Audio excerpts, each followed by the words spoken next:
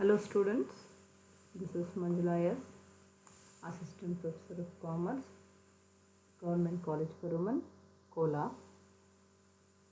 So here I am going to discuss a subject for 6th Sem BCom, that is Principles and Practice of Auditing. In that subject, I am going to discuss the second unit, that is Internal Control. So in Internal Control, this is the 17th session. This 17th session tells you about internal check as regards to wage. That objectives, maintenance of wage record, preparation of wage sheet, and payment of wage. So these are the concepts that we are going to discuss in the session 17 of internal control. Okay, so now we'll move on to the next slide. Okay, and internal control as regard to wage payment. So in this, first we are going to discuss about the objectives. So what sort of objectives the wage payment system has.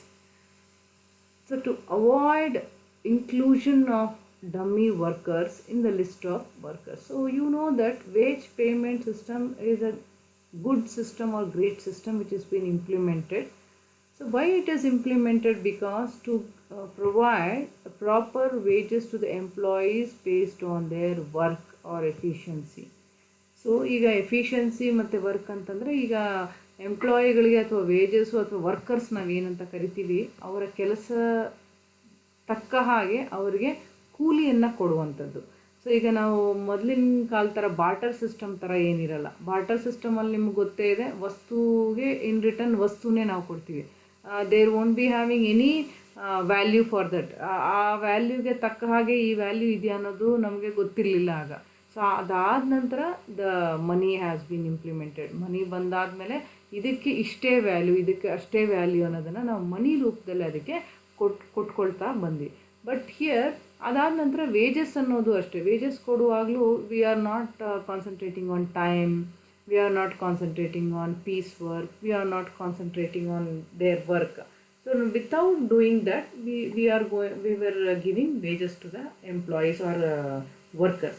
But after this, after the wages act has implemented, so we have clearly implemented that based on the work of the employees, the activity will be, the work will be, the wages will be given. So based on that, the wages will be provided. So in this, the main objective of wage system or wage payment is to give, to avoid inclusion of dummy workers in the list of workers. So dummy workers ಅಂತಂದರೆ ಏನು ಅಂದರೆ ಅವರು ಇರೋದಿಲ್ಲ ಅಲ್ಲಿ, but ಆದ್ರೂ ಅವರ ಕೆಲಸ ಅಲ್ಲಿ ಇರುತ್ತೆ, ಅವರ ವರ್ಕ್ ಅಲ್ಲಿ ಇರುತ್ತೆ. Those people will do the work without their presence. ಹೆಸರಿರುತ್ತೆ ಬಟ್ ಅವರಲ್ಲಿ ಕೆಲಸ ಮಾಡೋದು ಅಂಥ ಎಂಪ್ಲಾಯೀಸ್ನೆಲ್ಲ ಅಲ್ಲಿ ಇನ್ಕ್ಲೂಡ್ ಮಾಡ್ಕೊಂಡಿರ್ತಾರೆ. ಸೊ ಹಾಗಾಗಿ the work will not be done. So ಈ ಥರದ್ದೆಲ್ಲ ಅವಾಯ್ಡ್ ಮಾಡೋದಕ್ಕೆ ನಾವೇನು ಮಾಡ್ತೀವಿ, ವೇಜ್ ಸಿಸ್ಟಮ್ ಮತ್ತು ವೇಜ್ ಪೇಮೆಂಟ್ ಅನ್ನೋದನ್ನು ಇಂಪ್ಲಿಮೆಂಟ್ ಮಾಡಿದ್ದೀವಿ. So here in this wage payment you are not suppose to include any workers without their presence. ಯಾವ ವರ್ಕರ್ನು ಡಮ್ಮಿ ಆಗಿ ಅದರಲ್ಲಿ ಕೆಲಸ ಮಾಡೋದಕ್ಕೆ ಬರೋದಿಲ್ಲ. And next is to avoid incorrect time or piece work records. So incorrect time, correct time. For example, from morning 8 to evening 6 or morning 8 to evening 8 hours work or 12 hours work, whatever it is dependent upon the work specified or the time specified by that organization or company or industry. So ಈಗ ಏನು ಮಾಡ್ತಿರ್ತೀವಿ, correct ಟೈಮನ್ನು ಕೊಟ್ಟಿರ್ತೀವಿ. ಈ person ಈ ಕೆಲಸಕ್ಕೆ ಇಷ್ಟೊತ್ತಿಂದ 6 hours ಕೆಲಸನ, 8 hours ಕೆಲಸನ ಅಥವಾ 12 hours ಕೆಲಸನ ಅಂತಿರುತ್ತೆ. ಸೊ ಈ ವೇಜ್ ಸಿಸ್ಟಮಲ್ಲಿ we are going to pay the wages based on the time or piece work what they have done. ಹಾಗಾದರೆ ಈ ವೇಜ್ ಸಿಸ್ಟಮ್ ಬಂದಿರೋದ್ರಿಂದ ನಾವೇನು ಮಾಡ್ಬೋದು, ಇನ್ಕರೆಕ್ಟ್ ಟೈಮ್ ಅಥವಾ ಪೀಸ್ ರೆಕಾರ್ಡ್, ಇನ್ಕರೆಕ್ಟ್ ಪೀಸ್ ವರ್ಕನ್ನು ಅವಾಯ್ಡ್ ಮಾಡ್ಬೋದು. Only you can provide correct time and correct piece work ರೆಕಾರ್ಡನ್ನ maintain ಮಾಡ್ಕೊಳ್ತಾ ಹೋಗ್ಬೋದು. Next one is to avoid fraudulent manipulation of wage sheet and misappropriation of money. So here fraudulent manipulation. That is what I told you in the first objective. Dummy ವರ್ಕರ್ಸ್ನ ಇಟ್ಕೊಳ್ಳುವಂಥದ್ದು, ಅಂದರೆ workers ಇರೋದಿಲ್ಲ ಆದರೂ ಅವರ ಹೆಸರುಗಳಲ್ಲಿರುತ್ತೆ, ಅವ್ರ ಹೆಸರಲ್ಲಿ ಬೇರೆಯವರ ಆ ವೇಜಸ್ನ ಡ್ರಾ ಮಾಡ್ಕೊಂಡು ಯೂಸ್ ಮಾಡ್ಕೊಳ್ಳೋ ಈ ಥರ ಇನ್ನೂ ಕೆಲವೊಂದಷ್ಟು ಫ್ರಾಡ್ಲೆಂಟ್ ಆ್ಯಕ್ಟಿವಿಟೀಸ್ ನಡೆಯುತ್ತೆ ವೇಜ್ ಶೀಟ್ಗಳಲ್ಲಿ. ಸೊ ಅಂಥ ಸಮಯದಲ್ಲಿ ಮತ್ತು ಆ ಎಂಪ್ಲಾಯೀಸ್ ಇಲ್ಲದೇ ಇರೋಂಥ ಎಂಪ್ಲಾಯೀಸ್ ಹೆಸರುಗಳಲ್ಲಿ ನಾವು ಮನಿನ ಡ್ರಾ ಮಾಡೋದು, ಮನಿನ ಮಿಸ್ಯೂಸ್ ಮಾಡ್ಕೊಳ್ಳೋದು. ಈ ಥರದೆಲ್ಲ ಆ್ಯಕ್ಟಿವಿಟೀಸ್ನ ಅವಾಯ್ಡ್ ಮಾಡೋದಕ್ಕೆ ವೇಜ್ ಪೇಮೆಂಟ್ ಸಿಸ್ಟಮ್ ಅನ್ನೋದು ಇಂಪ್ಲಿಮೆಂಟ್ ಆಯಿತು. ಎಲ್ಲಿ? ಇಂಟರ್ನಲ್ ಚೆಕ್ಕಲ್ಲಿ. So here in internal check the wage payment system has been implemented. So to avoid the fraudulent activities of manipulation and misappropriation of money. So this is what about the objectives. Okay. Now we'll move on to how the maintenance of wage records will be done. So wage records na ಹೇಗೆ maintain ಮಾಡ್ತಾರೆ, based on what the wage records will be maintain. The first one is time records. So here the wages may be paid to the workers according to the time spent on them, and it is necessary that correct record should be maintained with regard to the time devoted in the factory. So here maintenance of employees or maintenance of time records, it is very important concept in the industry or in the company, because based on the time what the employee has spent, according to that only the wages will be allotted. So ಇಲ್ಲಿ time record ತುಂಬ important. ಯಾಕಂದರೆ employee company ಒಳಗಡೆ ಬಂದಾದಮೇಲೆ ಎಷ್ಟೊತ್ತು ತನಕ company ಒಳಗಿದ್ದು ಆ ಕೆಲಸನ ಮಾಡ್ತಿರ್ತಾರೆ ಅನ್ನೋದು ಭಾಳಷ್ಟು ಮುಖ್ಯ. ಸೊ ಹಾಗಾಗಿ ಅವ್ರು ಎಷ್ಟು ಸಮಯನ ಕಂಪನಿಯಲ್ಲಿ ಕಳೀತಾರೆ ಕೆಲಸ ಮಾಡೋದ್ರಲ್ಲಿ ಅನ್ನೋದ್ರ ಮೇಲೆ ಅವರ ವೇಜಸ್ಸು ಫಿಕ್ಸ್ ಆಗಿರುತ್ತೆ. So that is important about the time record. Next is in time record you have three parts, that is how the time record will be maintained. First one is time recording clock. So when a worker enters to the gate of a factory, he puts his card in the slot of clock, that you know everyone, and the date and time of his entry are recorded on this card. Similarly, and he gets the time and date recorded on the card when he leaves the factory. So, and the correct and clean record of time spent by the worker in the factory will be recorded. So here time recorded clock, it shows you that how much time the employee entered, at what time the employee entered to the factory, and at what time the employee leaves the factory. So this time will be recorded. So based on that the wages will be provided or the wages will be given to the employee. So ಇಲ್ಲಿ time recorded clock ಅಂತಂದರೆ ಆ clock will be given. ಆ ಕ್ಲಾಕಲ್ಲಿ ನಾವು ನಮ್ಮ ಕಾರ್ಡನ್ನು insert ಮಾಡಿದ್ರೆ ನಾವು ಎಷ್ಟೊತ್ತಿಗೆ ಒಳಗಡೆ ಹೋಗಿದ್ದೀವಿ ಅನ್ನೋದು ಗೊತ್ತಾಗುತ್ತೆ. Students, you know that you are aware of ಗಾರ್ಮೆಂಟ್ಸಲ್ಲೂ ಅಷ್ಟೇ ಈ ಸಿಸ್ಟಮ್ ಮೇಂಟೈನ್ ಮಾಡ್ತಾರೆ. ಎಷ್ಟೊತ್ತಿಗೆ ಕಾರ್ಡ್ ಹಾಕಿ ಅವ್ರು ಒಳಗಡೆ ಹೋಗ್ತಾರೋ ಟೈಮ್ ಸೇವ್ ಆಗುತ್ತೆ. ದೇರ್ ನೇಮು, ಅವರ ID, based on that the time will be saved. And ಎಷ್ಟೊತ್ತಿಗೆ ಹೊರಗಡೆ ಬರ್ತಾರೆ ಅವರ ID, ಅವರ ನೇಮು, ಅವರ ಟೈಮಲ್ಲಿ ಸೇವ್ ಆಗುತ್ತೆ. ಸೊ ಇದರ ಎರಡರ ಮಧ್ಯೆಯಲ್ಲಿರುವಂಥ ಸಮಯನ ಅವರ ವೇಜಸ್ ಫಿಕ್ಸ್ ಮಾಡೋದಕ್ಕೆ ಅಥವಾ ಅವರ ವೇಜಸ್ ಕೊಡೋದಕ್ಕೆ ಅನುಕೂಲ ಆಗುತ್ತೆ. That is about the time recording clock. ಅರ್ಥ ಆಗ್ತಿದೆ? ಇದು ಗಾರ್ಮೆಂಟ್ಸಲ್ಲಿ ಭಾಳಷ್ಟು ಯೂಸ್ ಮಾಡ್ತಾರೆ, and many other companies also, but ನಮ್ಮ ಹತ್ತಿರದಲ್ಲಿರುವಂಥದ್ದು ಗಾರ್ಮೆಂಟ್ಸಲ್ಲಿ this is been used. And next is use of tokens. Now it is totally, it is not a popular device of using this tokens. And under this system, a token is duly numbered, issued to each worker who keeps it hanging on the board. It is meant for the purpose when he enters into the factory, and the timekeeper records his attendance in the attendance register. So it is totally ಇದೊಂದು ರೀತಿ identity card ಥರ ಇರುತ್ತೆ. It tokens when the person is hanging his token and coming into the factory, at what time he enters to the factory, that time the person or the other security will note down his timings. ಆ ಟೈಮಿಂಗ್ಸನ್ನು ಅವರು note ಮಾಡ್ಕೊಳ್ತಾರೆ. ಯಾರು ಟೈಮನ್ನು follow ಮಾಡ್ತಾರಲ್ಲ ಅವರು ಆ ಟೈಮನ್ನು note ಮಾಡ್ಕೊಳ್ತಾರೆ. Based on that the employee wages will be given. So token system ಈಗ ಕಡಿಮೆ ಆಗ್ತಾ ಹೋಗ್ತದೆ. So token system is not there at this point of time.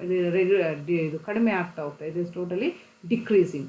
So here in this system ಏನಾಗುತ್ತೆ, ವರ್ಕರು ಒಳಗಡೆ ಎಂಟ್ರಿ ಆಗುವಾಗ ಆ ಟೈಮನ್ನು ಮತ್ತು ಅವರ ಇದನ್ನು ಬೇರೊಬ್ಬರು ಅದನ್ನು ನೋಟ್ ಮಾಡ್ಕೊಳ್ತಿರ್ತಾರೆ. ಅರ್ಥ ಆಗ್ತಿದೆಯಾ? So I think in many of the offices when you wanted to enter or go in to meet any interview or anything, there the person outside the gate, security person will take your name, your phone number and your time, at what time you are entering to the thing. ಆ ಥರದ್ದು because we are visitors. When if you are a company person or if you are a company employee, then automatically based on your token the timings will be entered, token number and all. Okay, next one is attendance cards. And in some business houses attendance cards are being used. When the worker enters the work, he drops his card in the box. It is meant for the purpose, and the gatekeeper records his attendance in the attendance register. And this also can be used as without using also attendance card done. And similarly the time of entering or leaving the work is also recorded usually by the foreman. So here the foreman will record the attendance of the employees. So here he drops the card in the drop box, and that that card will be seen by the gatekeeper or timekeeper or other security person. He checks the timings of that particular person and he records in the record register. ಆ person ಏನು ಮಾಡ್ತಾನೆ, ಯಾರು gate keeper ಅಥವಾ security ಯಾರು ಇರ್ತಾರೋ ಅವರು ಆ ಒಂದು ಅಕೌಂಟ್ ಅಟೆಂಡೆನ್ಸ್ ಕಾರ್ಡನ್ನು ನೋಡಿ ಅದರ ಆಧಾರದ ಮೇಲೆ ಅವರ ಟೈಮಿಂಗ್ಸನ್ನು ಎಂಟ್ರಿ ಮಾಡ್ತಾರೆ. ಅರ್ಥ ಆಗ್ತಿದೆಯಾ? So that is what about the attendance records, attendance cards. Next is piece work record. So piece work ಅಂದರೆ ನಮ್ಗೆ ಅರ್ಥ ಆಗುತ್ತೆ. That is it is totally tells you that here wages will be paid based on the piece work or actual work what the persons or what the employees have been done. So and it is very good system of maintaining the records. Here card known as job card or piece worker card is given to each and every employee, and the amount of work done by employee is recorded on this card, which is signed by the worker and also foreman of the department and by the shopkeeper also. It is used in the goods produced. And sometimes in the place of foreman, the weaver can also sign this piece work record. And in certain organization, a separate register is kept to maintain records along with the use of job cards. So here job cards has been used to know the piece work what the employee is doing or what the worker is doing. So here it totally tells you the actual work performed by the workers to pay the wages. It tells you the system, and this card will be shown to the gatekeeper, and based on that he will enter the system. So ಅಲ್ಲಿ piece work ಸಿಸ್ಟಮಲ್ಲಿ enter ಆಗಿದ ತಕ್ಷಣ ಅವರ ಕಾರ್ಡಲ್ಲಿ ತೋರಿಸಿ ಒಳಗಡೆ ಬರಬೇಕಾಗುತ್ತೆ. ಅದು ತೋರಿಸಿದ ತಕ್ಷಣ ಎಷ್ಟು ವರ್ಕ್ ಅವನು ಮಾಡಿರ್ತಾನೆ ಅದರ ಮೇಲೆ ಎಂಟ್ರಿ ಮಾಡ್ಕೊಳ್ತಾ ನಾವು ಬರ್ತೀವಿ. ಆ ಎಂಟ್ರಿ ಮೇಲೆ ಏನು ಮಾಡ್ತೀವಿ, ಅವ್ರಿಗೆ ವೇಜಸ್ಸನ್ನು ಪೇ ಮಾಡ್ತಾ ಹೋಗ್ತೀವಿ. ಆಮೇಲೆ ಕ್ಲಿಯರ್. ಸೊ ಅದ ಎಂಟ್ರಿ ಯಾರು ಮಾಡ್ತಾರೆ, ಸಿಗ್ನೇಚರ್ ಯಾರು ಮಾಡ್ತಾರೆ ಅಂದರೆ ಫೋರ್ಮ್ಯಾನ್ ಆಫ್ ದಟ್ ಕಂಪನಿ. ವರ್ಕರು ಮತ್ತು ಫೋರ್ಮ್ಯಾನ್ ಯಾರು ಇರ್ತಾರೆ ಅವರು ಅದಕ್ಕೆ ಸೈನ್ ಮಾಡ್ತಾರೆ. ಅದಾದ ನಂತರ next one is over time records. Over time ಅಂದ್ರೆ ನನಗೆ ಗೊತ್ತಾಗುತ್ತೆ. It is over time in the sense it is more than the normal time ಅಂತ. ನಾರ್ಮಲ್ ಟೈಮ್ಗಿಂತ ಜಾಸ್ತಿ ವರ್ಕ್ ಮಾಡುವಂಥದ್ದು. So here no worker should be allowed to work overtime unless he is properly authorized to do so by some responsible officer, because you know that overtime is not being suggested by every organization or every factory to the employee, because when there is authorized permission is given to the employee, at that point of time only the employee should do the work.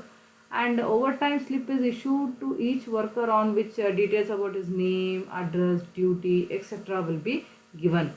When he works overtime, he should record in the overtime slip, and it should be noted that overtime should be separately maintained and passed by the foreman to the works manager, because you know that overtime is plus your actual time. In the sense ನೀವು ಮಾಡಿರೋಂಥ ಕೆಲಸ, ಈಗ for example 8 hours work ನೀವೇನು ಮಾಡಿರ್ತೀರಾ ಅದಕ್ಕೆ extra work 2 hours ಮಾಡಿರ್ತೀರೋ, 1 hour ಮಾಡಿರ್ತೀರೋ, 4 hours ಮಾಡಿರ್ತೀರೋ, ಸೊ ಎಷ್ಟು ಮಾಡಿರ್ತೀರೋ ಅದರ ಮೇಲೆ ನಿಮಗೆ ಸ್ಯಾಲರಿ ಅಥವಾ ವೇಜಸ್ಸನ್ನು ಫಿಕ್ಸ್ ಮಾಡಿ. ಸೊ ವೇಜಸ್ ಫಿಕ್ಸ್ ಮಾಡೋದಕ್ಕೆ ಓವರ್ ಟೈಮಕ್ಕೆ ಸಪ್ರೇಟ್ ರಿಜಿಸ್ಟರ್ನ ನಾವು ಮೇಂಟೈನ್ ಮಾಡಬೇಕಾಗಿ ಬರುತ್ತೆ. ಓವರ್ ಟೈಮ್ಗೆ ಸಪ್ರೇಟ್ ರಿಜಿಸ್ಟರ್ ಇರುತ್ತೆ, ಅದರ ನಂತರ ಸಪ್ರೇಟ್ ಸ್ಲಿಪ್ ಇರುತ್ತೆ. ಮತ್ತು ಈ ಓವರ್ ಟೈಮ್ ಮಾಡೋದಕ್ಕೆ ಅಥರೈಸ್ಡ್ ಪರ್ಸನ್ ಕಡೆಯಿಂದ ಪರ್ಮಿಷನ್ ಇರಬೇಕು. Without the permission you are not suppose to work over time.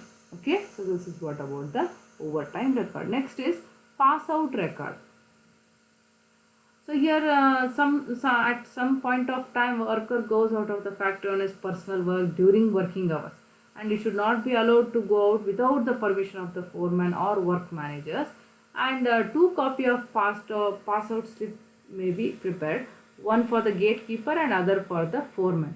And second one should be sent to the wage department for record. The nature of work should clearly be mentioned in the slip. Here you know that pass out record ಈಗ ನಿಮಗೆ ಕಂಪನಿಗಳಲ್ಲಿ ಕೆಲಸ ಮಾಡೋರಿಗೆ ಹೊರಗಡೆ ಅಂತ ಬಿಡ್ತಾರೆ. So when you wanted to come out slip or token has to taken and you should come out. So ಆಗ ನೀವೇನು ಮಾಡಬೇಕು, ಯಾವ ಸಮಯದಲ್ಲಿ ಹೊರಗಡೆ ಬರ್ತಿದ್ದೀರಾ ಅಂದಾಗ ನಿಮ್ಮ ಹತ್ರ ಒಂದು ಸ್ಲಿಪ್ಪು, ಫೋರ್ಮನ್ ಹತ್ರ ಒಂದು ಸ್ಲಿಪ್ಪು ಮತ್ತು ಗೇಟ್ ಕೀಪರ್ ಹತ್ರ ಒಂದು ಸ್ಲಿಪ್ ಇರುತ್ತೆ. ಸೊ ಅದಾದ ನಂತರ ಒಂದು ಸ್ಲಿಪ್ಪನ್ನು ನಾವು ಯಾರು ಸ್ಯಾಲರಿನ ಮಾಡ್ತಾರೋ, ಯಾರು ಸ್ಯಾಲರಿ ಅಲಾಟ್ ಮಾಡ್ತಾರೋ ಅವರಿಗೆ ಆ ಸ್ಲಿಪ್ಪನ್ನು ಕೊಡಬೇಕಾಗಿ ಬರ್ತದೆ. ಬಿಕಾಸ್ ನೀವು ವರ್ಕಿಂಗ್ ಅವರಲ್ಲಿ ಹೊರಗಡೆ ಹೋಗ್ತಾ ಇದ್ದೀರಾ ಅಂತಂದಾಗ ಆ ಒಂದು ಪಾಯಿಂಟ್ ಆಫ್ ಟೈಮ್ ಅಥವಾ ಆ ಒಂದು ಡ್ಯೂರೇಷನ್ ಏನಿರುತ್ತೆ ಅಲ್ಲಿ ನೀವು ಕೆಲಸ ಮಾಡಲ್ಲ. ಸೊ ಹಾಗಾಗಿ at that point of time the salary or the wages for that particular time will be reduced, will be decreased, will be deducted ಅಂತ. ಓಕೆ, ಹಾಗಾಗಿ ಪಾಸ್ ಔಟ್ ರೆಕಾರ್ಡ್ಸನ್ನು ನಾವು ಮೇಂಟೈನ್ ಮಾಡಿ. So this is a time where you will not work but you will go out for your personal work. Okay, for your personal work, personal ಕೆಲಸಕ್ಕೋಸ್ಕರ ಹೊರಗಡೆ ಹೋಗಿದ್ದ ಪಕ್ಷದಲ್ಲಿ, working ಅವರ್ಸಲ್ಲಿ ಹೋಗಿದ್ದ ಪಕ್ಷದಲ್ಲಿ ಆ ಒಂದು ಸಮಯನ ನಾವೇನಂತ ಮೇಂಟೈನ್ ಮಾಡ್ಕೋತೀವಿ, ಪಾಸ್ ಔಟ್ ರೆಕಾರ್ಡಲ್ಲಿ ಮೇಂಟೈನ್ ಮಾಡಿ 2 ಸ್ಲಿಪ್ಪನ್ನು ಇಟ್ಕೊಂಡಿರ್ತೀವಿ.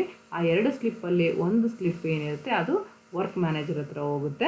ಅವರು ಹೋದ್ಮೇಲೆ ಆ ಒಂದು ಸಮಯ ಏನಿರುತ್ತೆ ಆ ಸಮಯಕ್ಕೆ ಎಷ್ಟು ವೇಜಸ್ನ ಕಟ್ ಮಾಡಬೇಕು, ಡಿಡಕ್ಟ್ ಮಾಡಬೇಕು ಅಂತ ನೋಡಿ ಅವ್ರು ಡಿಡಕ್ಟ್ ಮಾಡಿ ಅವ್ರಿಗೆ ವೇಜಸ್ಸನ್ನು ಪೇ ಮಾಡ್ತಾರೆ. So this is what about the maintenance of wage records. Next one is preparation of wage sheet. So here wage ಶೀಟನ್ನು ಪ್ರಿಪೇರ್ ಮಾಡುವಂಥದ್ದು. The work of preparation of wage sheet should be done by a separate department and this work should be done at least by 5 clerks so that irregularities may be minimized. So here separate department is there. That department has to prepare the wage sheet and at least it is done by 5 clerks. So why 5 clerks has been allotted? Because to minimize the irregularities or errors. So ಇಲ್ಲಿ wage ಶೀಟನ್ನು prepare ಮಾಡುವಾಗ separate department ಮೂಲಕ prepare ಮಾಡಬೇಕಾಗಿ ಬರುತ್ತೆ.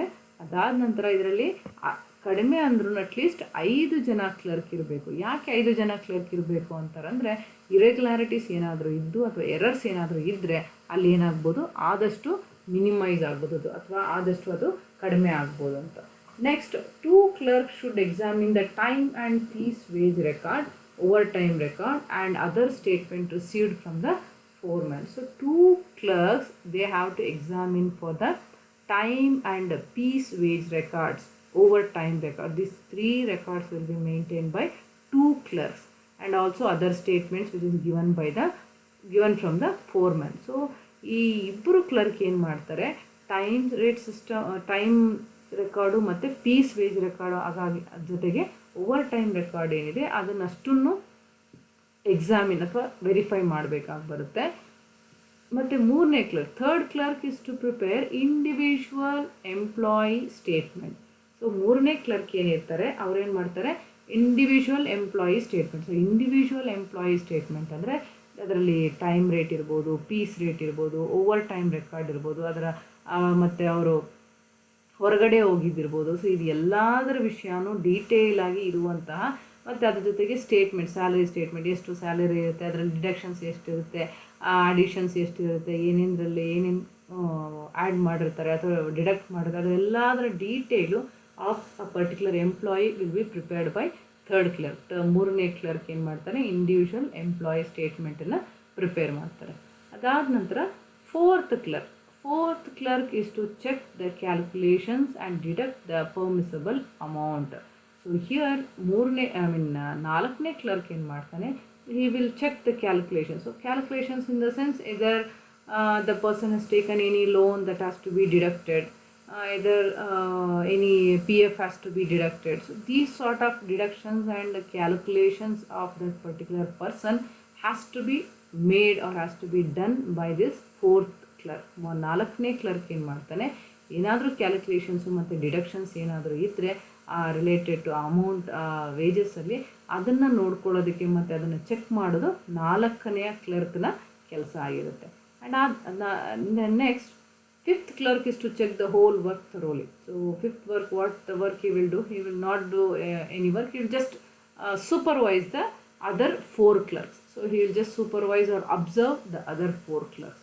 So ಐದನೇ clerk ಏನು ಮಾಡ್ತಾನೆ, 4 ಜನ ಮಾಡುವಂಥ ಕೆಲಸ ಏನಿದೆ ಅದನ್ನು ತರೋವಾಗಿ ಚೆಕ್ ಮಾಡೋದು ಮತ್ತು ಆ ಹೋಲ್ ಸಿಸ್ಟಮ್ ಅಥವಾ ಹೋಲ್ ವರ್ಕನ್ನು ವೆರಿಫೈ ಮಾಡೋದು ಮತ್ತು ಚೆಕ್ ಮಾಡುವಂಥ ಕೆಲಸನ, ಸೂಪರ್ವೈಸ್ ಮಾಡುವಂಥ ಕೆಲಸನ 5ನೇ ಕ್ಲರ್ಕು ಮಾಡ್ತಾರೆ.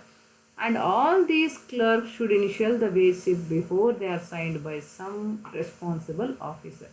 So all these sheets are wage slips whatever we have prepared by all the 5 clerks that has to be signed by some responsible officer. So a responsible officer might be authority who are eligible to, who are authorized to pay the wages. So ಯಾರು ವೇಜಸ್ನ pay ಮಾಡ್ತಾರೋ ಅವ್ರ ಕಡೆಯಿಂದ signature ಮಾಡೋದಕ್ಕಿಂತ ಮುಂಚೆ ಈ 5 ಜನ ಕ್ಲರ್ಕ್ಗಳು ಏನು ಮಾಡಬೇಕು, ಆ ವೇಜ್ ಸ್ಲಿಪ್ಸ್ ಏನು ನಾವು ಪ್ರಿಪೇರ್ ಮಾಡ್ತೀವಿ, ಸ್ಟೇಟ್ಮೆಂಟ್ ಏನು ಪ್ರಿಪೇರ್ ಮಾಡ್ತೀವಿ, ಕ್ಯಾಲ್ಕುಲೇಷನ್ಸ್ ಏನು ಮಾಡಿರ್ತೀವಿ, ಅದರಲ್ಲಿ ಎಲ್ಲದರಲ್ಲೂ 5 ಜನ ಅದಕ್ಕೆ ಸಿಗ್ನೇಚರ್ ಮಾಡಿರಬೇಕು. ಅದಾದ ನಂತರ ನಾವೇನು ಮಾಡಬೇಕು, ಆ ಕನ್ಸರ್ನ್ಡ್ ಆಫೀಸರ್ ಯಾರಿರ್ತಾರೆ ಅವ್ರ ಕಡೆಗೆ ಸಿಗ್ನೇಚರ್ಗೆ ಕೊಡಬೇಕಾಗಿ ಬರುತ್ತೆ.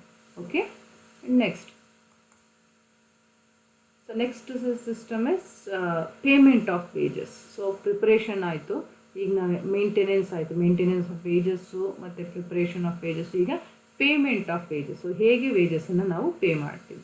The cashier should withdraw the net amount as shown in the wage sheet. The cashier, what he has to do, he has to withdraw what is the net amount which is been shown in the wage sheet. So wage sheetಲ್ಲಿ ಏನು ತೋರಿಸಿರುತ್ತೆ, net amount ಏನಿರುತ್ತೆ ಅದನ್ನು withdraw ಮಾಡುವಂಥ ಕೆಲಸ cashier ಮಾಡ್ತಾನೆ.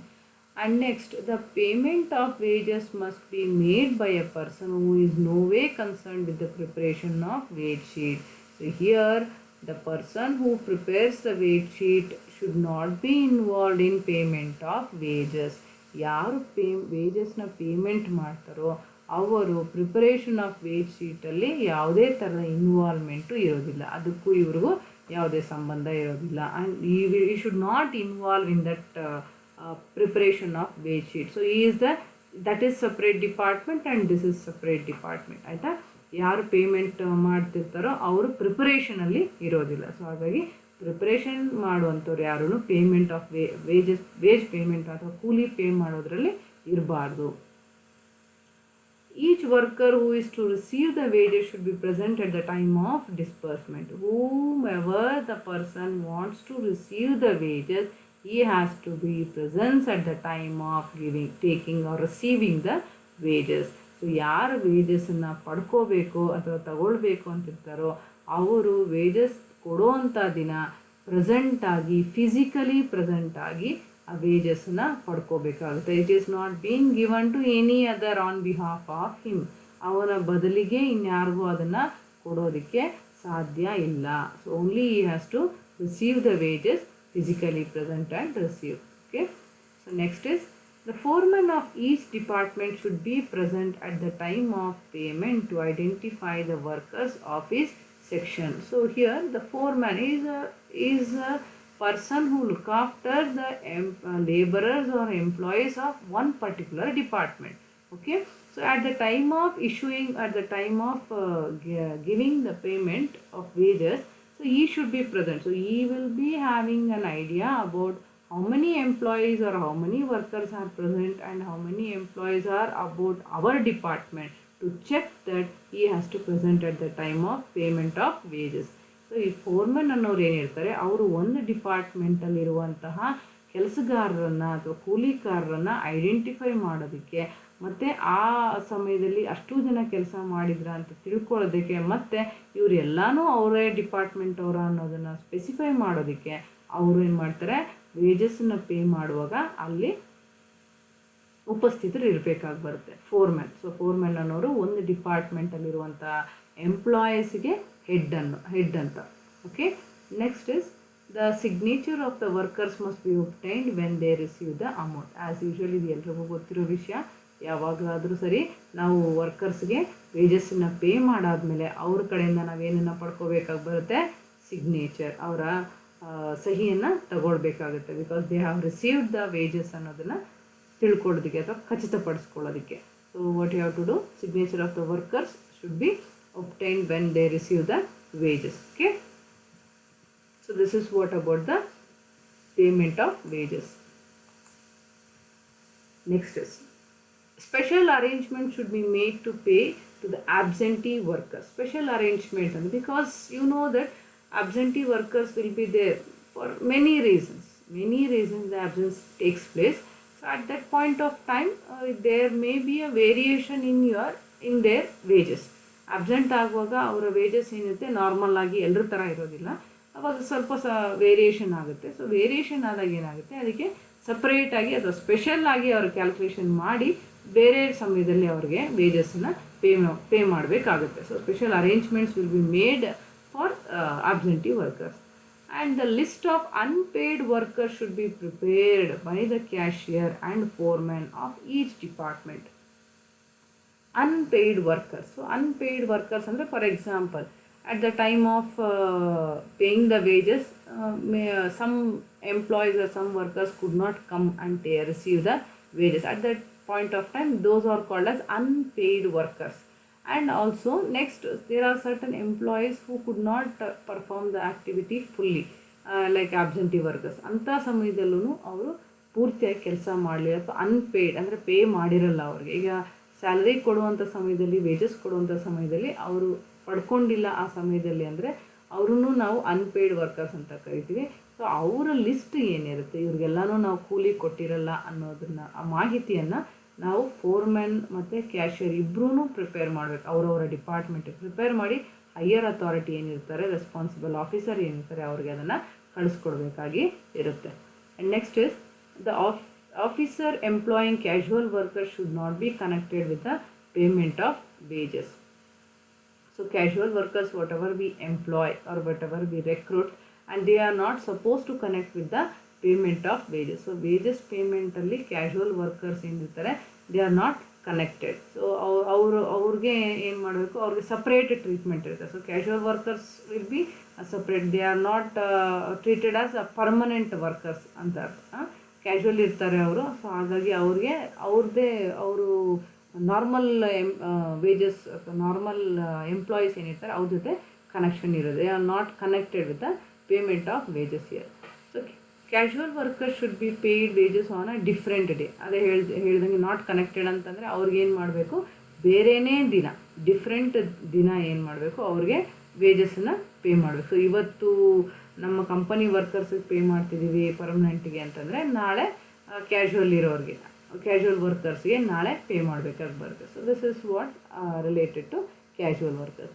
And surprise visit of a senior official while distribution will be effective measure of control. So ಯಾಕೆ ಅಂತಂದರೆ, when a surprise visit is being given by the officer, senior officer, while providing or while distributing the wages, so this shows the eminent and efficient work in the part of that senior official, because not only looking after the employees, but when he comes to the place where the wages have been distributed, at that time even the employees will also feel comfortable that everything going smoothly. So ಎಂಪ್ಲಾಯೀಸೂ comfortable ಆಗಿರ್ತಾರೆ. So ಹಾಗಾಗಿ surprise visit ಏನು senior official ಯಾರಿರ್ತಾರೆ ಅವರು ಕೊಟ್ಟಾಗ ಆ ಒಂದು wages ಕೊಡುವಂಥ ಸಮಯದಲ್ಲಿ it makes the effective measure of control. ಅದು ನಮ್ಗೆ ಏನಂತ ಕಾಣುತ್ತೆ, ಒಳ್ಳೆ ಎಫೆಕ್ಟಿವ್ ಮೆಷರ್ ಆಫ್ ಕಂಟ್ರೋಲ್ ಥರ ಕಾಣುತ್ತೆ. So it is totally makes the work very smoothly when a surprise visit has been done by the employee, not employee, senior